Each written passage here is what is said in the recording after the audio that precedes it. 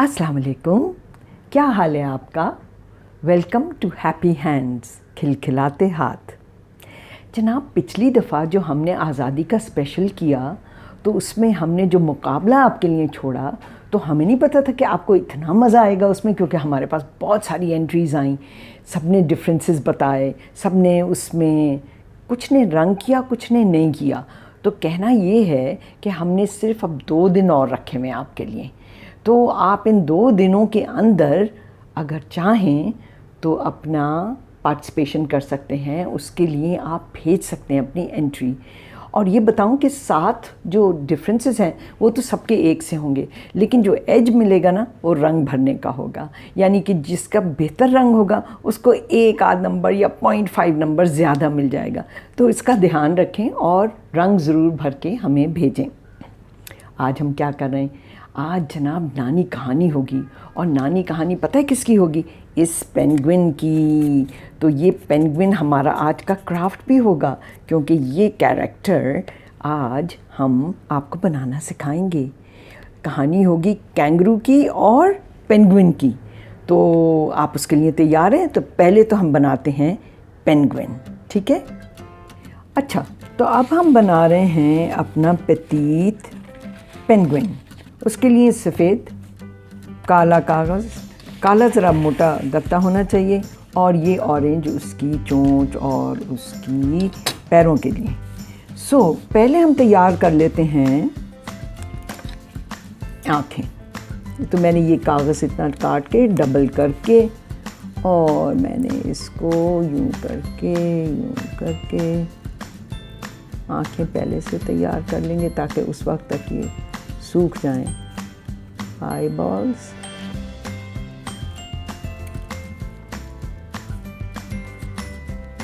और ये छोटा वाला छोटा सर्कल बना के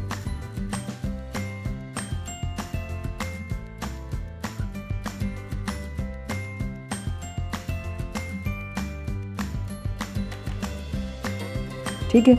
अब ये सूखती रहेंगी, इतनी देर में हम बना लेते हैं पेंगुइन की बॉडी। ये तो हो गई 2 आँखें। पहले हमने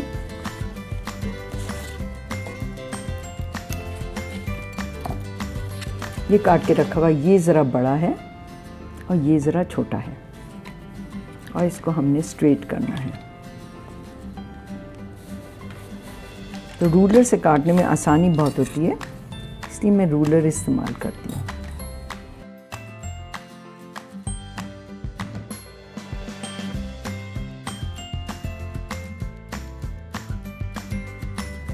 और इसको हमने होल्ड किया है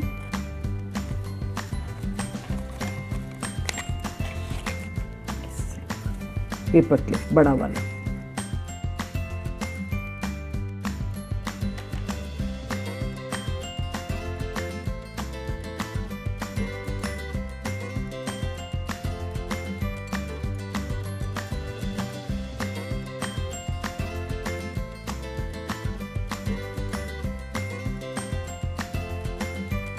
अच्छा, अब मुझे ना ये रोकना पड़ेगा थोड़ी देर। क्यों? पेपर क्लिप्स लाने।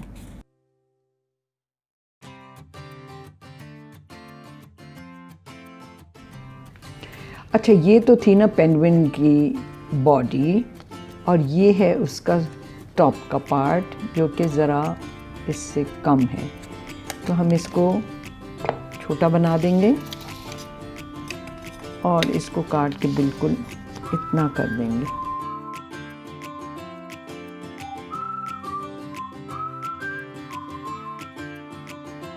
और फिर हम ये वाला पेपर क्लिप लेके इसको टाइट कर देंगे ऐसे, और फिर ये इसके ऊपर यूँ आ जाएगा, ठीक है।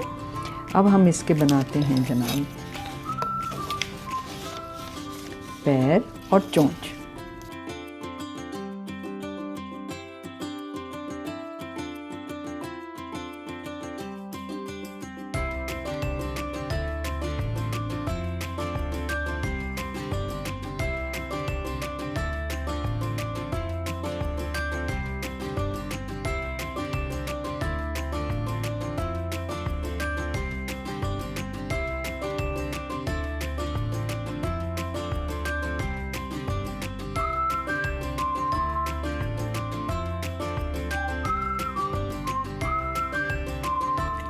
ये इसको होल्ड कर देता है।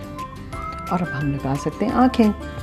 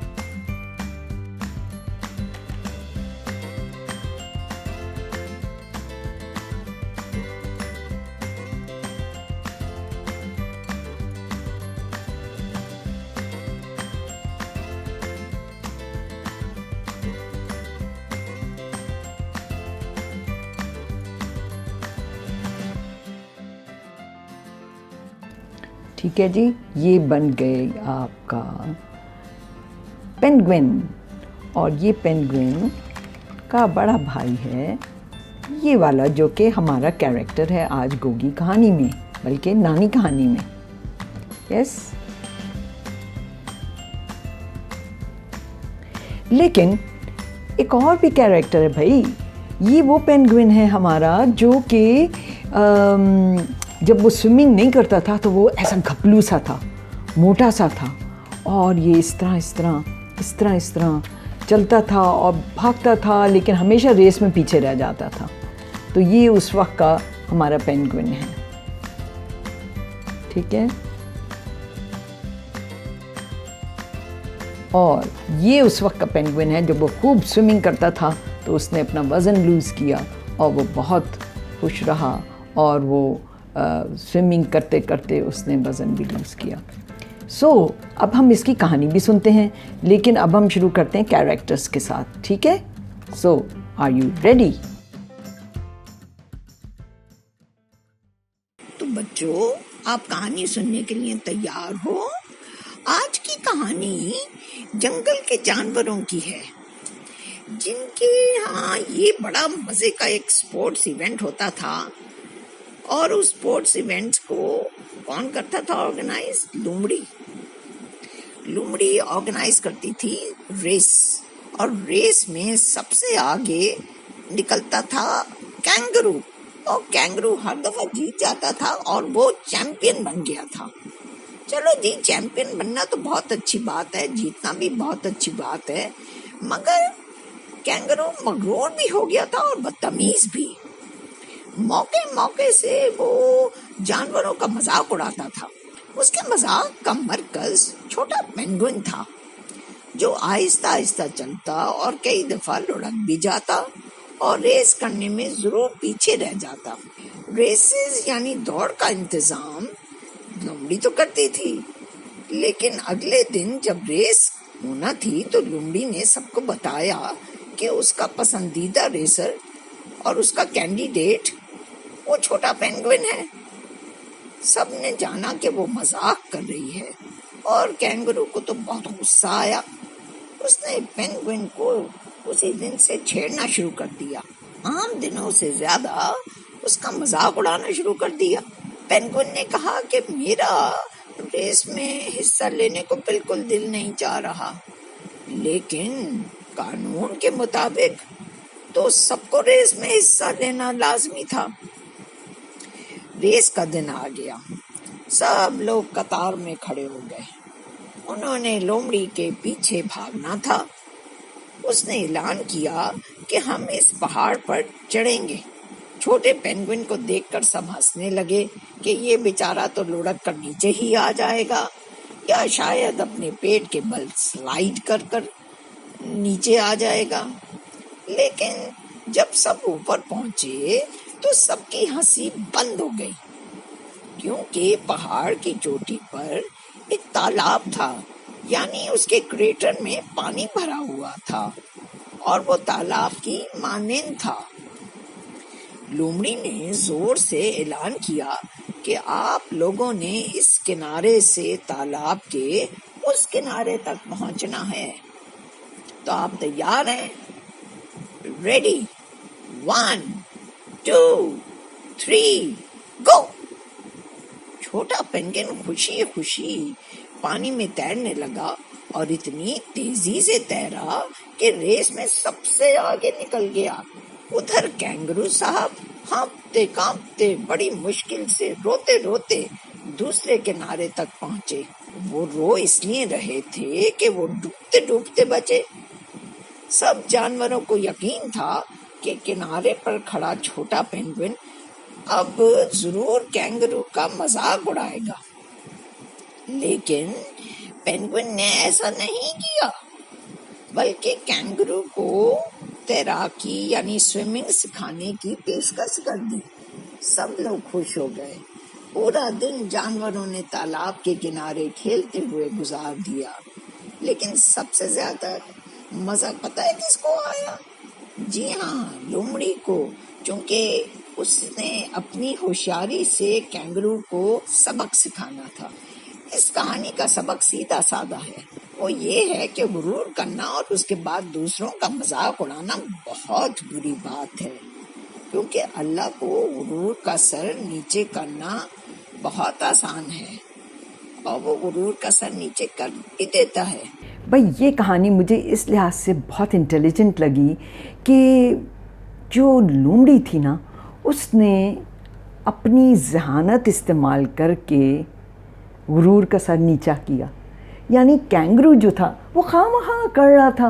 भाई जीतने का काम तो बहुत सारे लोग जीतते हैं, और लेकिन तकब्बुर नहीं आना चाहिए, गुरूर नहीं आना चाहिए। तो लोमड़ी ने बड़ी अच्छी तरकीब सोची। उसने कहा कि इसका तो भागने में और दौड़ने में स्ट्रेंथ है ना, तो पेंगुइन की किस्म है तैरने में, और उसमें कैंगरू लुढ़क गया। लेकिन जो सबसे अच्छी बात मुझे लगी वो ये थी कि जो पेंगुइन थी उसका इतना बड़ा दिल था, उसने मजाक नहीं उड़ाया, ना उसने कोई उसका मस्खरापन उड़ाया। उसने कहा कि हाँ, मैं भी आपको सिखाता हूँ कि किस तरह से आप भी तैर सकते हैं। तो ये बात मुझे अच्छी लगी, और ये बात हम सबको सोचनी चाहिए कि बड़ी तरकीब से, बड़ी जहानत से एक बात का आप एक मैसेज आप दे दें। तो अगले प्रोग्राम तक के लिए आपसे इजाज़त। खुदा हाफिज़।